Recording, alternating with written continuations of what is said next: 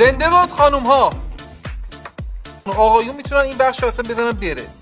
واقعا به حضور شما در اینجا نیازی نیست. کلا هم کرده نیازی نیست. ولی حالا اختاپوس ماده وقتی حوصله جفتگیری ندارد، اختاپوس نر را خفه میکند و میکشد. این دیگه واقعا زیاده رویه. جدی این آقا مگه من کاپیتان این تیم نیستم؟ مگه همه پشت دست من بازی نمیکنید؟ من رو به خانوم میگم این دیگه زیاده رویه. حوصله نداری؟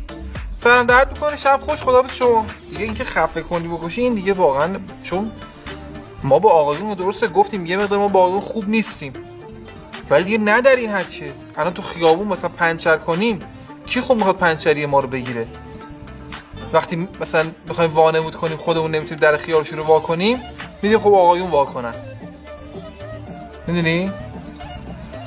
خودمون ما میتونیم آقا در خیارش رو وا کنیم. میدیم به شما حس بهتری داشته باشید نسبت به خودتون. فکر کنی قوی مثلا من دعا کردم در بفرما. میدونی؟ مثلا اون چی بالای کابینت مثلا میره، عزیزم اونو از بالای کابینت برام میاری، تو میری اینجوری دست میندازی و همین داری میاری تبدیل به قهرمان میشی تو ذهن خودت. اونو خب کی گذاشته بالای کابینت؟ ما گذاشتیم دیگه. خودمونم میتونیم بیاریم، ولی به تو میگیم بیاری که تو من چرا دیگه دارم کنه جلو خانوما حساب میکنم. باشه یه لحظه اسم برنامه رو بذاریم نیمه شب با امیرحسین خیاسیسی.